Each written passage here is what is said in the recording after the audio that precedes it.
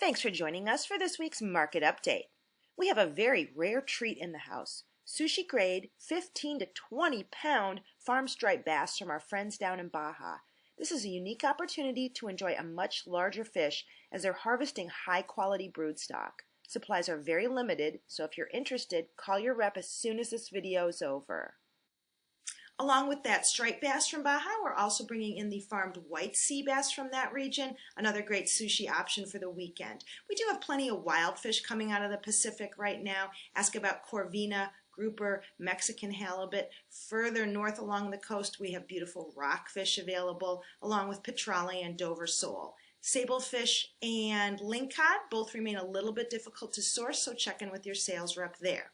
Over on the other side of the country, we're also seeing some sourcing difficulties due to the continuing rough weather along the Atlantic, so a little bit tight right now on certain East Coast oysters. Prince Edward Island mussels have been difficult to source, and live lobsters are giving us a little bit of a headache. We are looking good, however, on scallops, monkfish, and skatewing right now.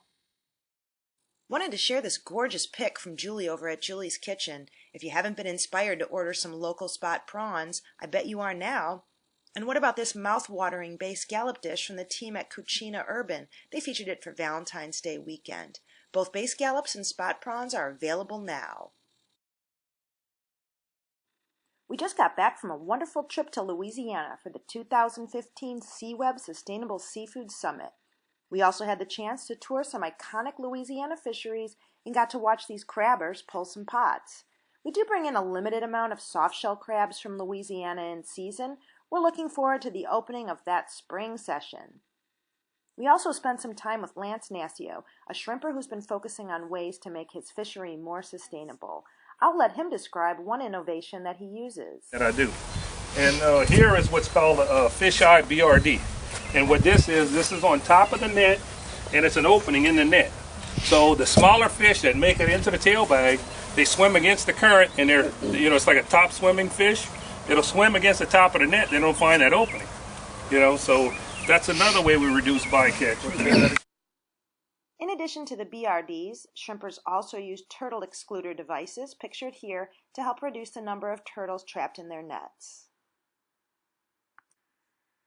We also got to check out some oyster research that Louisiana State University and Sea Grant are working on. As you might guess, oysters are a huge part of Louisiana's seafood economy, and the research they're doing is helpful to oyster growers around the world. All in all, it was a great trip. We also got to eat a ton of delicious food, and yeah, I saw a goat at a Mardi Gras Day parade.